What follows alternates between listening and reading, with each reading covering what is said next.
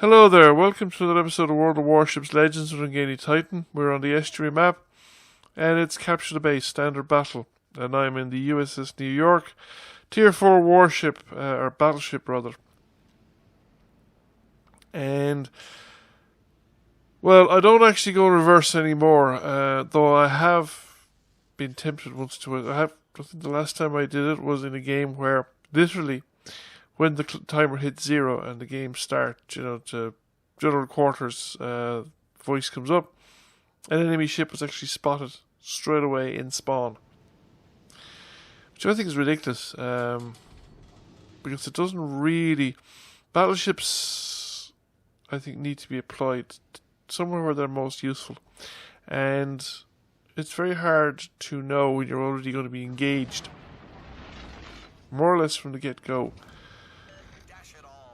with your warship before you got a chance to sort of go anywhere or necessarily decide what it is might be your best thing to do.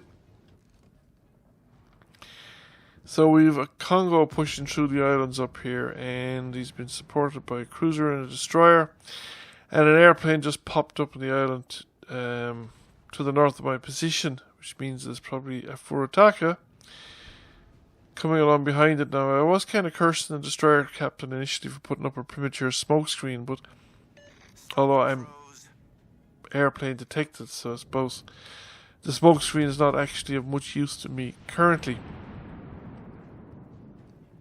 For Attacker, it looks like he's actually trying to play a peekaboo, although I didn't realise it at the time. So my subsequent shot was like further out rather than further back. I wasn't anticipating him reversing back into the strait between the islands. Did take some fire there, but not a whole lot, considering that I was broadside onto an enemy cruiser. It could have been a lot worse. But I'm starting to get concerned about the Kongo. Can't really see the Furataka, so there's not a lot I can do about him other than endure the punishment he's dishing out to me until now. So I suppose, given that I was airplane detected, I'd actually be better off without that. I'd have been better off without that smoke screen. Then I would have been able to put return fire into the Furataka. Anyway, now is my opportunity. We get a good broadside in. We did 3 over penetrations though. 3,000 damage, which is it's not bad, but it's nothing remarkable. However, he's going to pick up at least 3 torpedoes, looks like. Yes, 3 torpedoes. And that pretty much is the end of him. So I'm sailing one way, the ships around me are sailing the other way, and you see, you're kind of committed. If you turn around, you risk showing broadside to ships, and I know there's a Kongo out there somewhere. The Farragut's the only thing I can see at the moment. Now, I thought my guys would actually, because it looked like the cruiser was actually going to go around and stay in this part of the water, so it looks like it's also going to collide with the battleship. Now, we did a fair amount of damage to the cruiser, even if it was mostly over penetrations, or the destroyer, but destroyers don't have a lot of hit points to begin with, so everything he takes is significant. There's I think the emerging Kongo coming out of a smoke screen. Farragut has gone too close to the island and he is grounded. Unfortunately, I don't have a loaded broadside to unleash on him while he's sitting still. But he is taking fire from lots of different ships. I unleash a broadside, but by the time the shots arrived, he was already sunk. Enemy ship was within range, actually, though hasn't fired on me yet. And, of course, we are detected. There's the Kongo. So, if the Kongo hasn't fired at me, well, I'm certainly going to return... I'm not going to return the favour, shall we say. I'm going to actually fire back at him. That's my job, getting rid of and dealing with battleships, and there's no other battleship around anyway. The rest of the friendly fleet, other than the 2 destroyers, have kind of left this area. So I had high explosive loaded because that's what I was loading to deal with the destroyer. Didn't do a lot of damage, but managed to set a fire. Fire will be significant. So we have what? There's another enemy battleship further back. I don't see it at the moment. He's just passed out of view range. But I've got to sort of, I suppose, deal with this guy as fast as I can in case reinforcements arrive. Now, he's decided to turn in towards the torpedoes. I think he wanted to bring a broadside to bear on the destroyer, because he's not shooting at me. He's shooting at the destroyer, and well, I can make him pay for that, I think, because he's now going to actually follow the destroyer around rather than just remain on his current course and just shoot it with the entire broadside. I suppose he's worried of showing broadside to a torpedo spread, given that he already drove into one. So, noticing that he was already turning, I've decided to let him turn. I'm not going to shoot my broadside at his angled front. I'm going to let him make the turn as far as he wants, and then I'm going to issue it my broadside. And we get a citadel hit, which did significant damage, even though it was all over penetrations. Besides that, that was a lot of damage. That was in excess of 13,000 damage, which is a fair old spanking even for a Kongo, and he's now down to what, slightly over a third, about half his hit points. But however, he does have a friend joining now. If I can get another decent broadside into him, while he's still, now he's starting to angle away from me because of the island. Shots out. 35,000. What, about 8,000, 9,000, somewhere there around. So, I'll be happy enough with that. He's now down to less than a third of his hit points. The trouble is, I'm in danger of getting caught between two ships on either side of me, in which case I would be in serious, serious trouble. So, I want to turn my bows towards the Wyoming, but I don't want to close the distance, because if I close the distance, then the danger of the Kongo coming out behind me or beside me, in which case one or other of them will get broadside on me, and the other will have, I'll have to be dealing with the other one. Now the Kongo is the one I'd prefer to be dealing with. He's starting to emerge there from the side of the island, but again he's focusing on the destroyer, and he's not coming out so far. So I have managed to slow my ship down. I'm going into full reverse.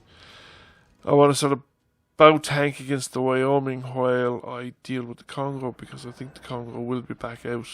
It won't be just me and the Wyoming. However, I do have my forward turrets, and I'm going to fire them at the Wyoming, because I might as well get the damage out there. Now I don't actually make any hits, and that's incoming fire from the Wyoming is relatively ineffectual, because it's mostly high explosives. However, he does set a fire, and a fire can be quite a problem. Now I'm broadside onto the Kongo, so I don't want to use the repair kit just yet.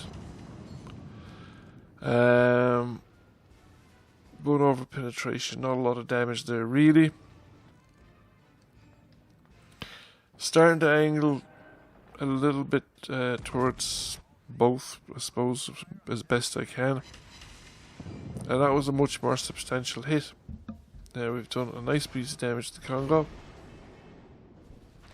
That's just under 9,000 points, and the Kongo is really starting to feel it now. I have not put out the fire. It's only one fire, and I'm actually using my heel to counteract the fire.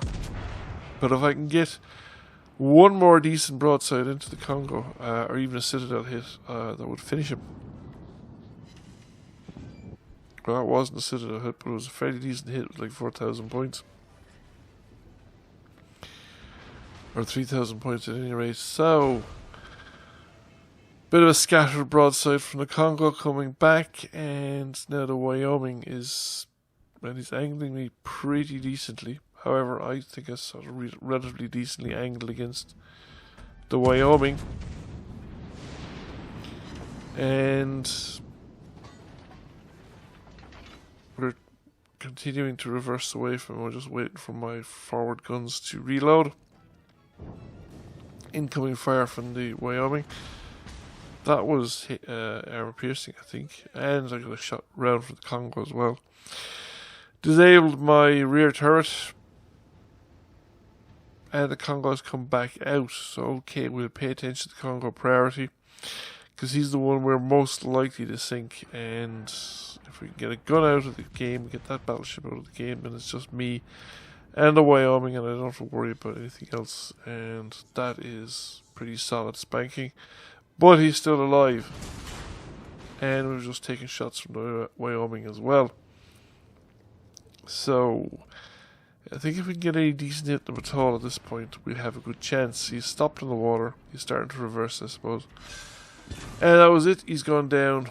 One hit takes him out of it. So it's just me and the Wyoming. There's nothing else going on. There's only one other enemy battleship, and he's facing off the rest of our fleet over alongside his own capture circle. So I keep the bow facing at the Wyoming. He's sitting in fire, and I thought, okay, that's that most of his battery fired, or most of his. But he seems to be where he's firing one battery at a time, which kind of spreads out his rate of fire, makes it a bit more difficult. But he is broadside on. I'm trying to bring as many guns to bear as I can, so we get another fairly solid hit in there. And however, he still has way more hit points than I do, and I'm out of heals. So we just continue to back up and hope for the best. If we can avoid incoming damage as much as possible and don't get any citadel hits on ourselves, more high explosives, which did minimal damage, which is good because now he's fired a broadside. So I'm going to start swinging the ship around, see if I can get my broadside back at him, because I want to get as many guns into this. And then he surprised me by issuing some more shots from his turrets, and I'm thinking, I thought all the turrets just fired, so he must have just fired a substantial selection of them, and he's starting to turn into me as well. So I can't afford to wait too much longer. I need to get shots out. That was another that was a very substantial hit. We got 4 penetrating hits there. And he fired high explosives back at me. It did fairly minimal damage. So I thought, okay, he's after firing most of his guns with high explosives. I still have a few guns to load up, and I can afford to stay facing him for the moment. Just keep my guns pointing at him, and to try and keep as many guns pointing at him as possible. And I think it's only the rear turret that's blocked at the moment. So he's fired out again. We sent shots in return, and we've managed to citadel hit and to get the high caliber reward. So we got the high caliber reward, and that's pretty much that. There's one other Kongo coming up behind us. However, things are looking really up on our team. The trouble with the Kongo coming up behind me, okay, he'll probably sink me if he catches me, but I don't think there's enough time left, because there's only less than 2 minutes in the game. We're ahead on points, but more importantly, we're about to close the capture of the enemy base. And once the enemy base is captured, it is game over. So we get the final battle results, and just wait to see how we did. And I think we did pretty well in this one. 128,000 credits, 96,000 damage done, high caliber award, which I have gotten before. But a new one on me was the Dreadnought. I had not seen a Dreadnought before. This is an award given according to World of Warships PC at any rate. I presume it's the same on Legends, for receiving 120% of your total hit points from 4 different, receiving damage equivalent to 120% of your total health pool from 4 different ships, and surviving. So that's pretty good going, and I'm quite pleased to have actually made such an achievement.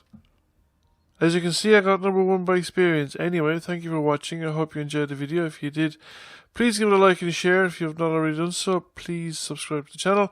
I will catch you all again soon. Bye for now.